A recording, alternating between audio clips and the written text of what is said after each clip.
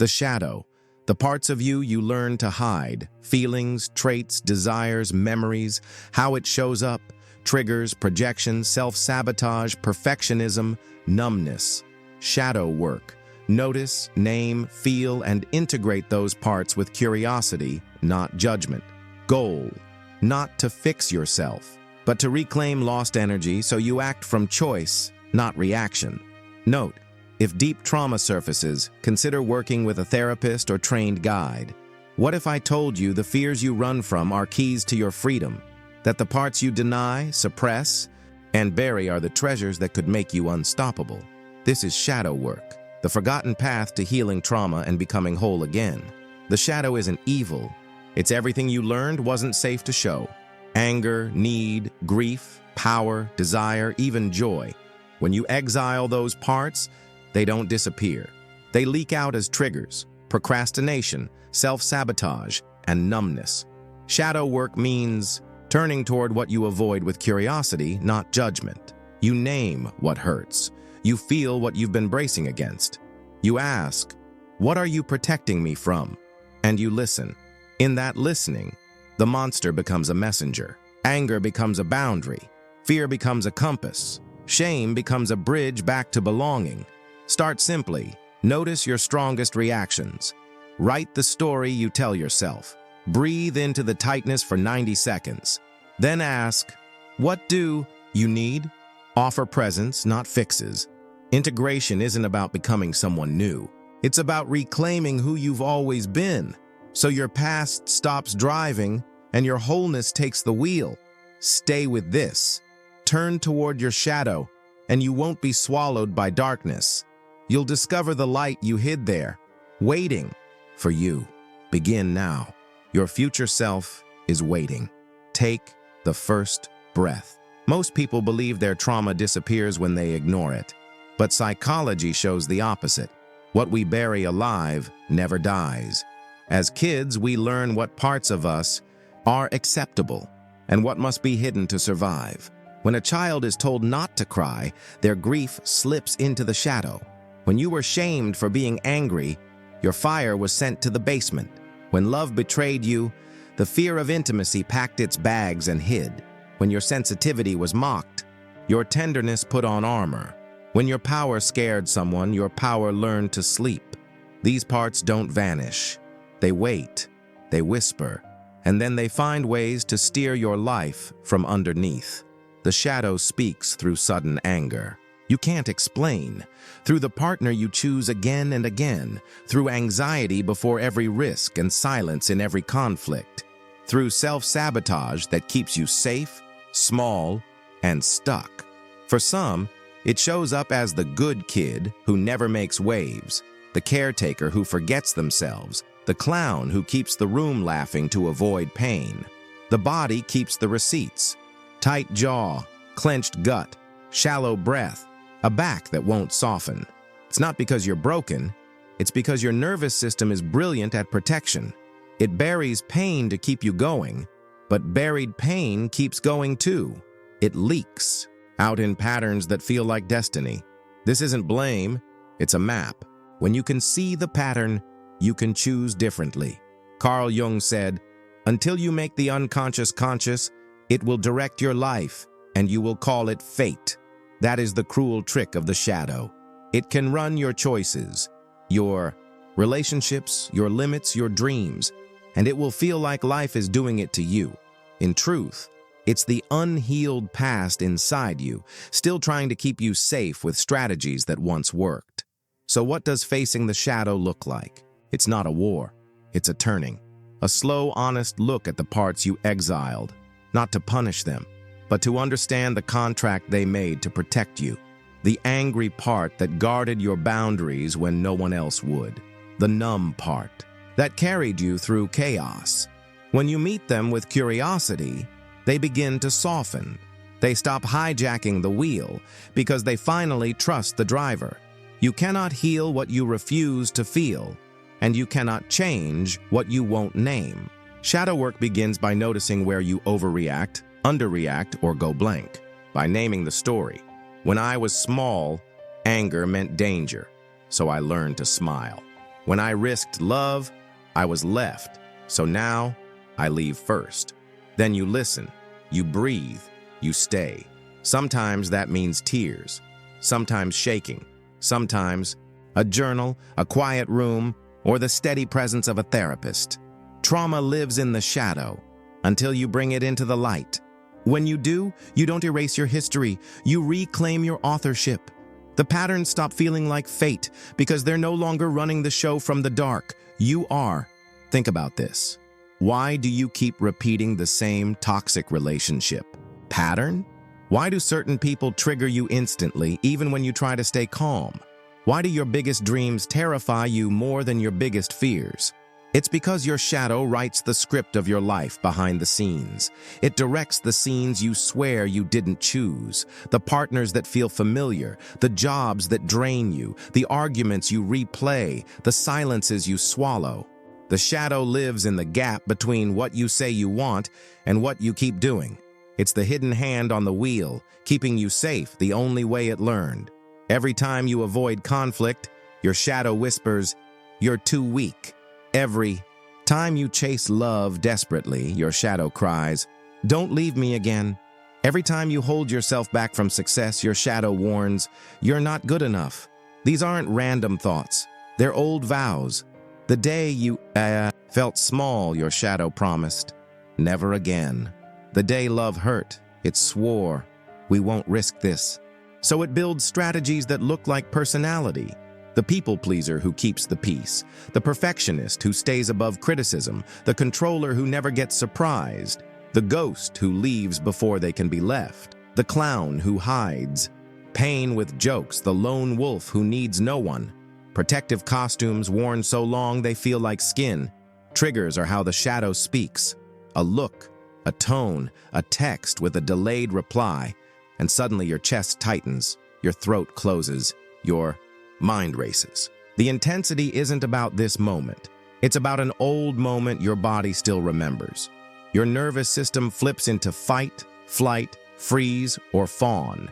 You clap back, you run, you go numb, you over-accommodate. Then later you say, "I don't know what came over me." The shadow does. It's trying to prevent a familiar hurt, using familiar moves. Projection is another trick. You spot in others what you disown in yourself. You call someone arrogant while your own healthy power waits in the basement. You label someone needy because your own needs were never welcomed.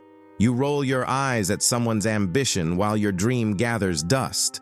What you reject out there is often what you're hungry to reclaim in here. And then there's self-sabotage. Not because you're lazy, but because you're loyal to an identity that once kept you safe. On the edge of a breakthrough, the shadow pulls the fire alarm. You procrastinate on the last 10%. You miss the email. You pick a fight before the big day.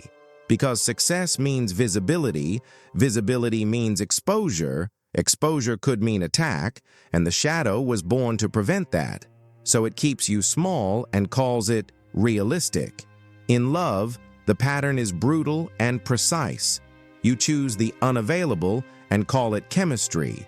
You test the available and call it just being honest. You chase to avoid abandonment, or you withdraw to avoid engulfment. You become who you needed to be to keep love, agreeable, impressive, invulnerable. The cost? Your truth. The bill arrives as resentment, distance, or drama, and the story becomes, "See, this always happens to me." Fate is just the shadow on repeat. In work, the shadow wears other masks. Perfectionism says, "If I'm flawless, they can't reject me." Overworking says, "If I never stop, I can outrun the fear." Under-earning says, "If I stay small, I won't be targeted." Imposter syndrome says, "Don't get too high, the fall will kill us." Two faces of the same fear, perfectionism and procrastination. Both strategies to avoid being seen, judged, or not enough. Listen closely to the lines your shadow feeds you. Stay small, stay safe, stay silent, stay loved. Hide your needs. They're too much. Don't shine. It's dangerous out there. Don't try. Failure will prove what you fear. These lines once worked. They protected a younger you. But now they run on autopilot, a script written long ago, performed by habit today. That's how the shadow controls you, not with evil, but with outdated loyalty. It guards the wound by guarding your life. Here's the paradox. The more you fight the shadow, the stronger it gets, because fighting confirms the danger. The way out isn't war, it's recognition. The moment you catch the pattern in the act, oh, that's my don't be seen script, something loosens. The heat drops. A sliver of choice appears between the trigger and the reaction. In that sliver, freedom begins. And remember, the shadow is not your enemy. It's a wounded child inside you waiting to be seen. When you hear, "You're too weak," you can say, "I know you learned that to keep us safe. I've got us now." When you hear, "Don't leave me again," you can answer, "I'm here. I won't abandon you." When you hear, "You're not good enough," you can gently ask, "According to who? And how old is that rule?" The voice softens when it's finally met. So if you're wondering why patterns run your life, it's not fate. It's the shadow keeping its promises. And until those promises are updated, the script won't change. But the moment you turn toward it with curiosity, the director behind the scenes steps into the light. The scene shifts, the story opens, and you begin to write a new line. I choose. If the shadow has been writing your script from backstage, this is where you take the pen back. Not by waging war, but by learning 3 moves that change everything. Awareness, dialogue, integration. Step 1. Awareness. Start noticing your emotional triggers. When anger, jealousy, or shame rises, pause. Ask, what wound is this pointing to? Awareness begins in the body, not the brain. Before the story, notice the signals. Tight jaw, hot chest, fluttering stomach, numbness, shallow breath. Name 3 sensations out loud: tight throat, heavy chest, fast heart. Naming calms the nervous system and buys you choice. Then breathe. In for 4, hold for 2, out for 6. Do 3 rounds. Most emotional waves crest and fall within 90 seconds if you don't feed them with a story. Ride the wave. Now get curious. What is the meaning my mind is making? A delayed text becomes, I'm not important. A friend's success becomes, I'm falling behind. A correction at work becomes, I'm a failure. Notice the story. Don't fuse with it. Say, a part of me is telling a story that, this tiny phrase keeps you in the driver's seat. What does this remind me of? How old do I feel right now? If this feeling had a job, what is it trying to protect? Anger often points to a broken boundary. Jealousy can point to a buried desire. Shame points to a threat to belonging. Fear points to a need for safety or support. The goal isn't to judge the feeling, but to decode its message. Collect data, not drama. Track your top 3 triggers for a week. Where do you overreact, go numb, or disappear? Patterns reveal the map. Awareness is the light switch. Once it's on, the room stops feeling haunted. Step 2. Dialogue. Instead of running, sit with your shadow. Write a letter to your fear. Ask your anger what it needs. Talk to your sadness as if it were a child. Use parts language. Say, a part of me is terrified. A part of me is furious. This is not all of you. It's a loyal protector doing its job. Treat it with respect. Try this on the page. Dear fear, what are you afraid would happen if you didn't hold me back? Then let fear answer without censoring. Switch pens or use your non-dominant hand to loosen control, or voice note it. Keep going until you hear the real line. I'm scared we'll be abandoned. I'm protecting us from humiliation. I can't handle one more loss. Now respond like a steady adult. Thank you for protecting me. You kept me safe when I had less choice. I'm here now. We can try new moves, and we'll go at a pace you can handle. When you honor the protector, it relaxes its grip. What are you protecting me from? What do you need right now? How can I show you I'm listening? If anger says, they can't talk to us like that, you can answer, you're right. I'll set a boundary. If shame says, hide, they'll reject us, you can answer, I'll choose safe people and bring just 10% more truth today. If grief says, I miss what I lost? You can answer, let's make room to cry tonight and honor what mattered. You can also use the empty chair method. Imagine the part sitting across from you, small, scared, fierce, whatever you see.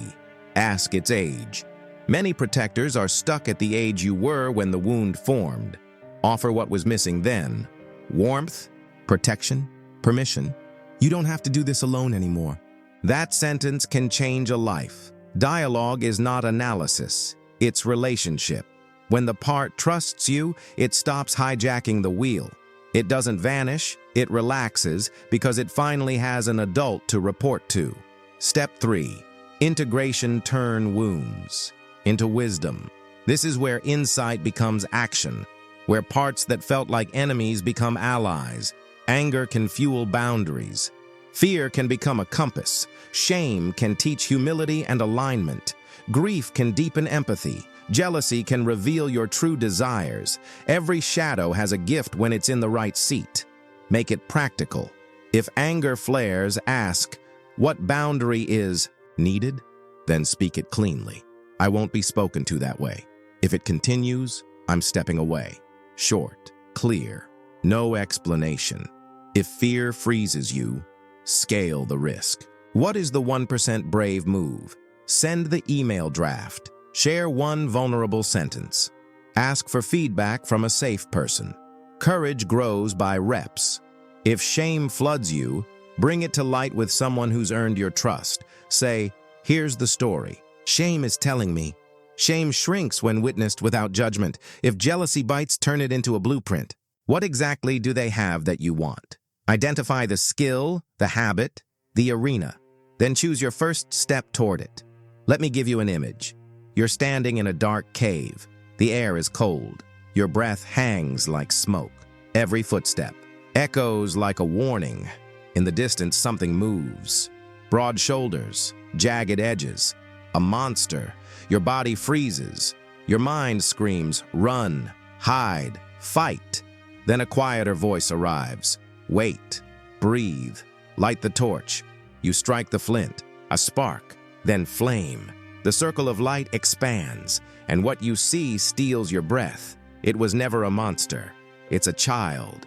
Your younger self, dirt on their cheeks, tear-bright eyes, small shoulders carrying things too heavy for small hands. There, holding all the feelings you weren't allowed to have. Anger clenched in tiny fists, grief shaking a narrow chest, shame hiding its face, fear clutching secrets. They learned to live in the dark because the dark was safer than being seen. At first, they flinch. Torches have burned before. They've met judges, not guardians. So you kneel. You soften your face, your voice, your breath. You say, I'm here now. I know you waited. I'm sorry it took so long. You don't interrogate. You listen. Awareness is the light. You notice your own heartbeat slowing. You notice their shoulders loosening. You ask gently, what happened? What did you do to keep us safe? What do you need now? Dialogue is the bridge. The child speaks in fragments at first, then in rivers. The day you swallowed tears. The time you laughed instead of asking for help. The night you promised, never again. You nod. You thank them. You were brilliant, you say. You kept us alive, and something changes. The cave sounds different. What used to growl is just an echo. What looked like claws was only a shadow on stone. The danger was real then. It isn't here now. Your nervous system learns a new ending. You take off your coat and wrap it around their shoulders. You offer your hand. Integration is the walk together. You stand side by side and start toward the mouth of the cave. On the walls, you pass old. Vows carved in stone, be small, be perfect, don't be seen, don't need. You lift the torch to each one. The letters fade, not erased from history, updated in the present. At the threshold, morning waits. The child squints into the light. You breathe together. I'll carry the heavy things now, you whisper. You can rest. You can play. Anger shifts into a boundary that protects. Fear turns into a compass that points. Shame becomes a bridge back to belonging. Grief becomes a river that waters your life. Step by step, your footprints no longer loop back into the cave. You don't become someone else. You become someone whole. The protector learns new ways to protect. The child learns it's safe to grow. This is shadow work, not a battle with darkness, but a reunion in the light. The moment the monster becomes a messenger, and the cave becomes a cathedral of truth. The reunion with yourself you never knew you needed. Healing starts when you stop avoiding and turn toward your shadow, the parts you hide, fear, anger, shame, grief, with honesty and compassion. Facing pain doesn't make it bigger. It gives you back choice and power. You respond instead of react. You are not broken or your trauma. You're both the light, awareness, care, and the darkness, wounds, ready to be transformed. Shadow work, noticing, feeling, understanding, and integrating these parts so you become more whole and authentic. Exhale longer than you inhale, 3 times. Name. What's here? Jealousy in my chest. Shame in my stomach. Ask it. What are you protecting? What do you need? Do one kind action. Set a boundary. Rest. Write the unsent note. Say, I'm with you.